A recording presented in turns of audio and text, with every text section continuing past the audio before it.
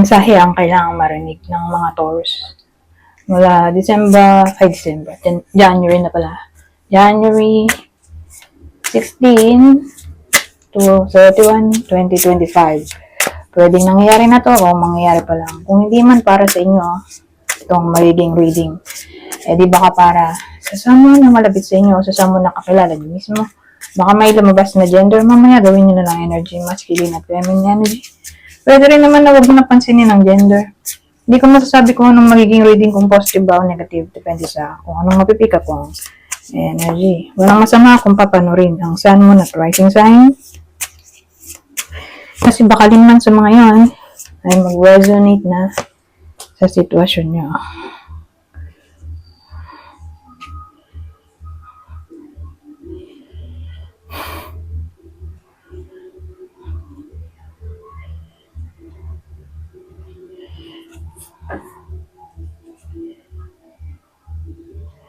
So, ano meron dito? May someone na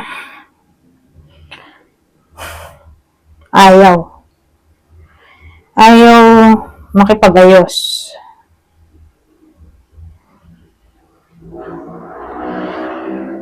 Hindi pa siya ready? O dahil alam niya sa sarili niya na wala nang pag-asang magbago yung nakaaway niya dito. So, tingnan natin sino ba nakaaway niya.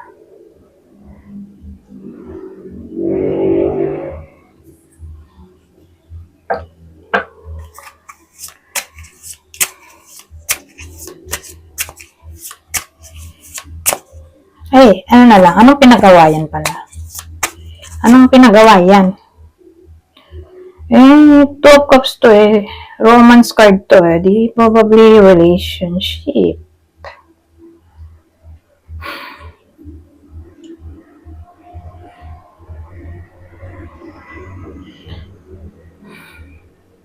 Relationship to,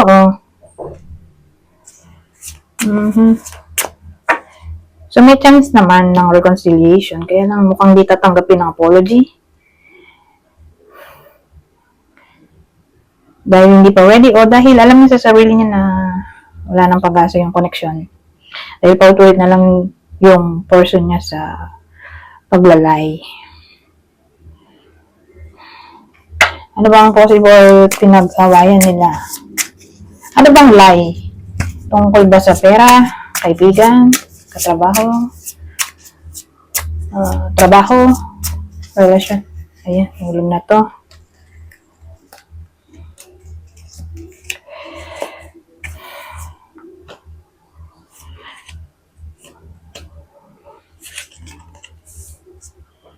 Wala naman lumabas na deception cards na nag-indicate ng third party. Although meron tayong deception card dito. Alam mo nga ito, deception. Kasi ito, deception pa rin. Pero ito, deception na hindi para ma-recognize ito. Na-recognize na.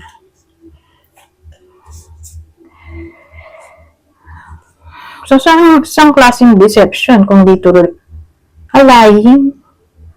Sabi, deception lying, pares lang. Pero, wala namang indicator na may someone else. More like,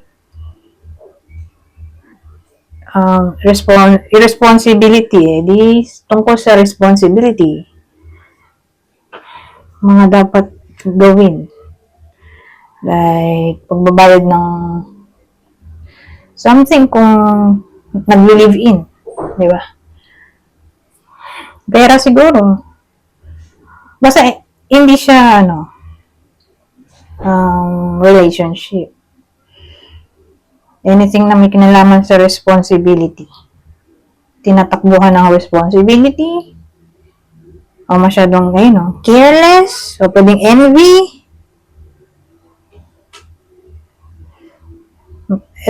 Basahin ko na lang. Lying, malice, obstinacy. Ano ba siya? Obstinacy. Envy. Irresponsibility, carelessness.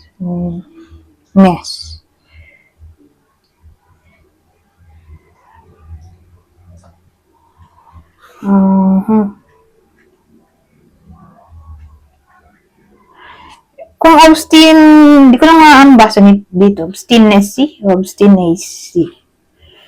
Pero ang meaning niya ay masyadong opinionated. O ayaw sa change ng opinion. Hindi mabago ang opinion. O knowledge. Stubborn, in short. Mahirap baguhin ang isip. Stubborn na lang. Yun. Yung pwedeng pinagugatan. So, pwedeng ugali. Pero walang third party.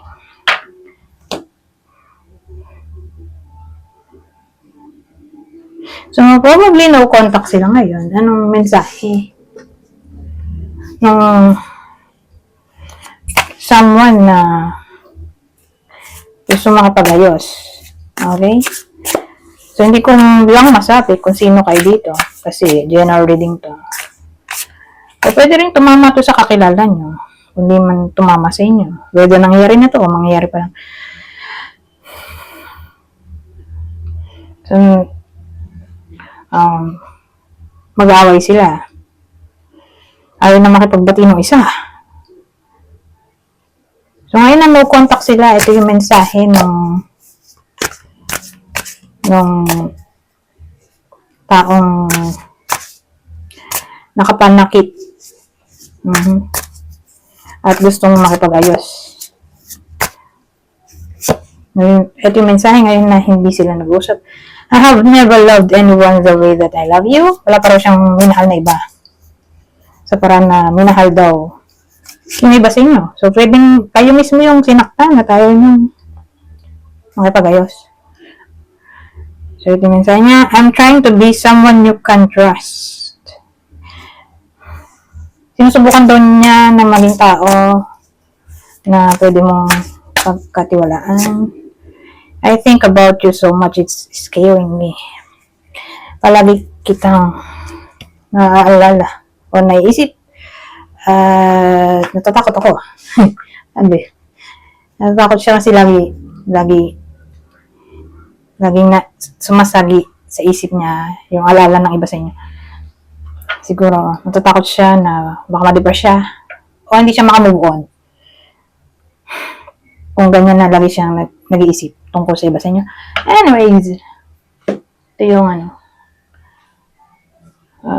zodiac sign. Possible zodiac sign ng person ng iba sa inyo. Whether kayo mismo to, ito yung person nyo kasi may cross-watcher di ba?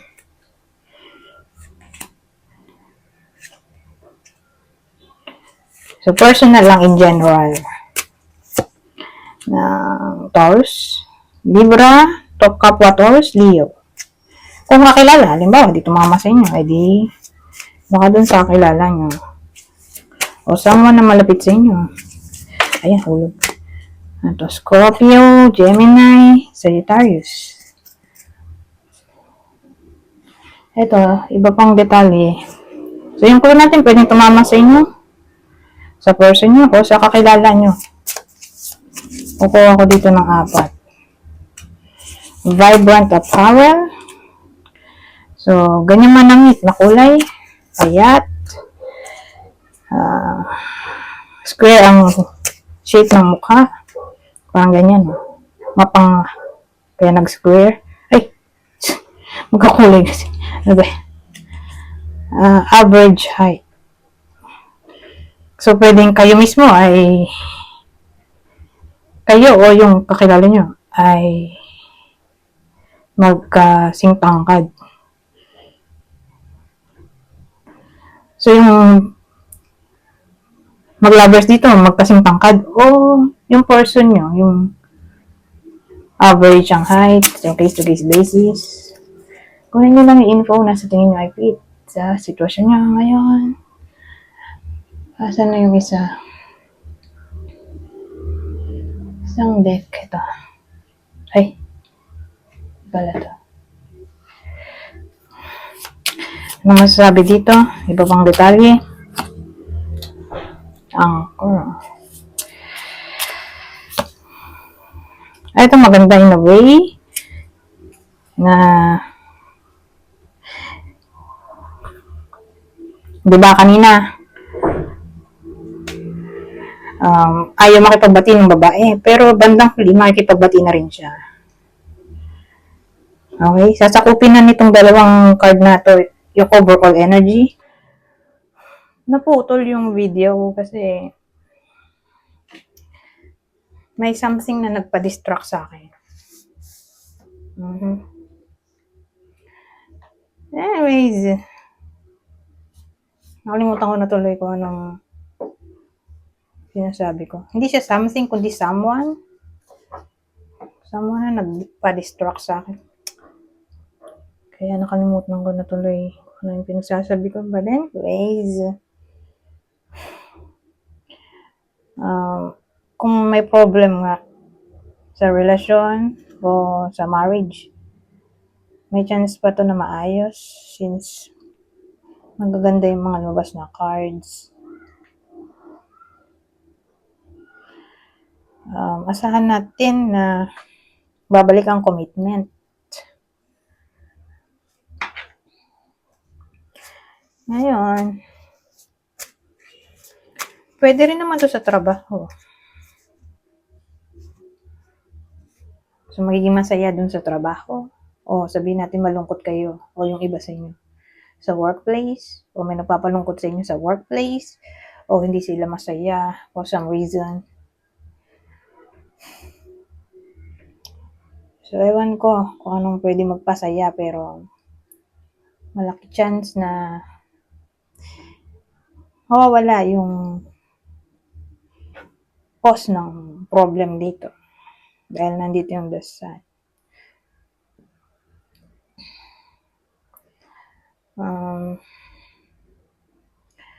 Sabihin natin may someone na masyadong cold sa iba sa inyo. Cold o hindi namamansin, hindi nagko-communicate. Ginost yung iba sa inyo. So, sa case na to, parang bumalik yung communication. O magiging masaya na ulit kayo. Kasi magiging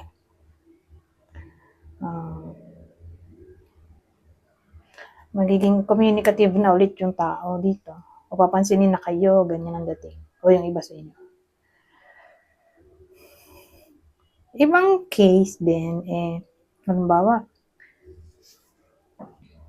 nahihirapan kayo for some reason. So, kung ano man yung pwede magpahirap sa buhay nyo, gagaang na yan. O matatapos nyo yung kailangan nyo tapusin. Mababayaran ang dapat bayaran.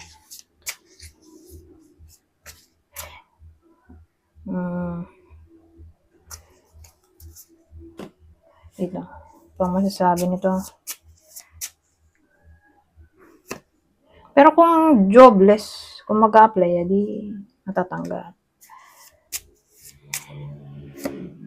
So, may lalaki tayo dito. Ay, snake. So, mag-ingat. Whether babae o lalaki nanonood. Mag-ingat sa lalaki. Kasi may lalaki na maaaring maging ahas sa buhay ninyo. So, nagbabadya tong enemy.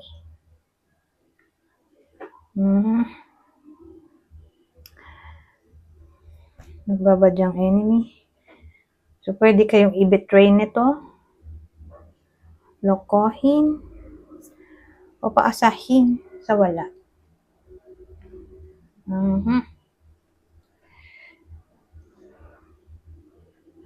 Actually, pwede rin, maging sarcastic o yung vibe ay intimidating. So, again, lalaki. Yung taong sinasabi ko na pwedeng gumawa nito.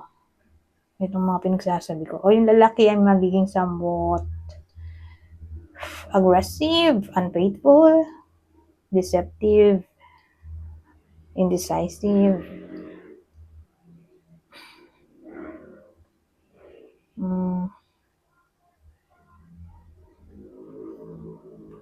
O pwede rin nakakatakot o mag-bring ng somewhat trouble.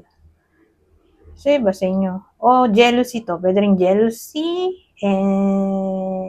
enviousness,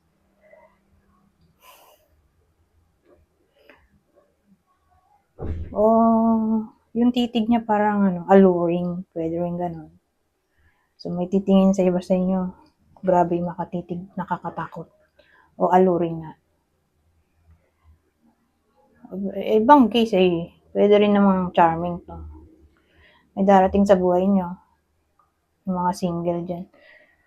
O pwede rin in a relationship, grabe rin. Pero babae lang ang tatama nito. So, ma-attract sila sa taong to dahil alluring yung tingin niya. Ayun. Alluring, sexy, charming.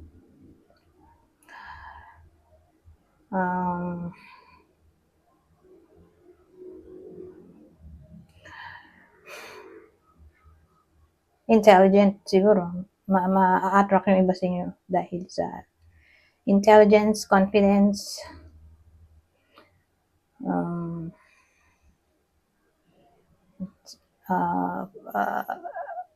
matawag doon? Matapang. Kasi yung snake, walang inuurungan, di ba? Talagang tumatalon siya sa kaaway niya. Sinusugod pa nga niya. So, ganun. Ma-attract yung iba sa inyo dahil matapang yung taong to.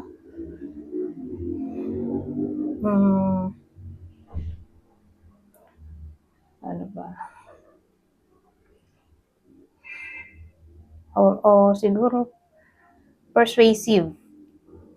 In a way na mabulaklak siguro yung salita. Pwede rin gano'n.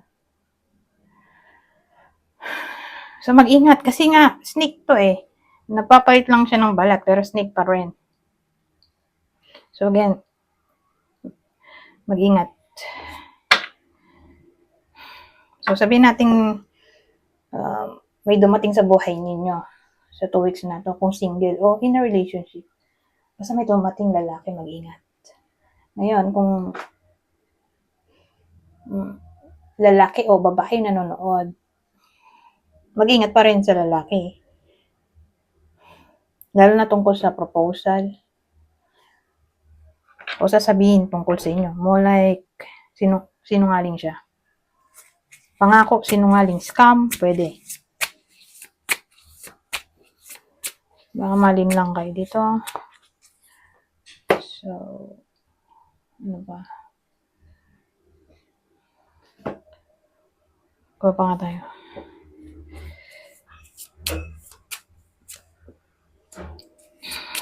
So, sa case na to, Bear at Lily,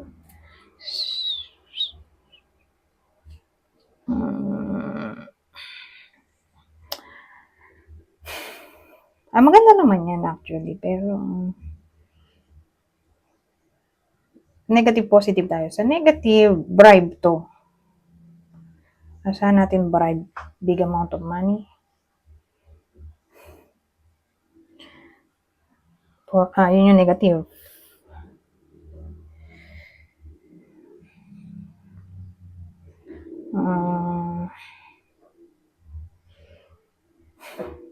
Yun lang siguro. Pero kung positive, mas marami yung maiisip ko. So, sabihin natin may someone na masyadong strong o authoritative. So, magbabago na siya.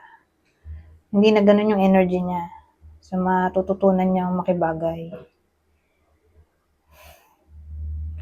Ngayon, baka maisipan ng iba sa inyo ang tungkol sa New Year's resolution na isagawa na yun finally. Mhm. Diet, actually, papasok din dito yun. Magiging somewhat health conscious yung iba sa inyo.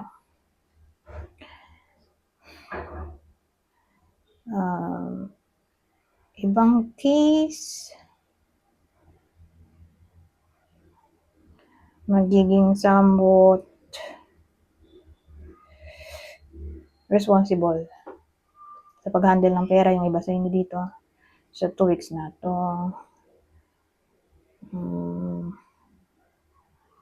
Reconciliation. Kung nakaaway ay boss o anyone na mas matanda sa inyo.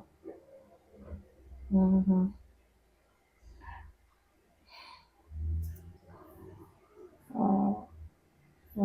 Kung di reconciliation ay support.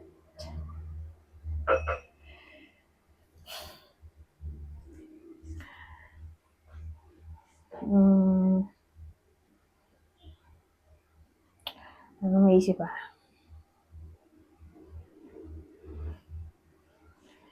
Bear at Lily. Contentment. Sense of contentment. Satisfaction ay posible rin.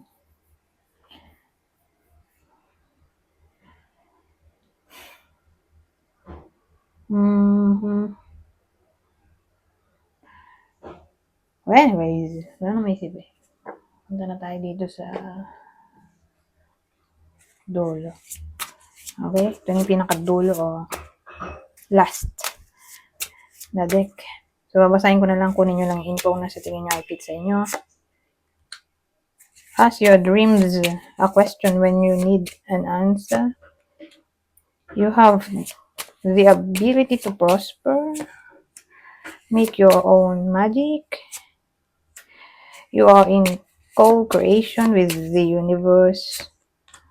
It's okay to take your time. At ang huli, follow what lights you up. Ganito. Anim na. Anyways, hanggang dito na lang. Goodbye. For now.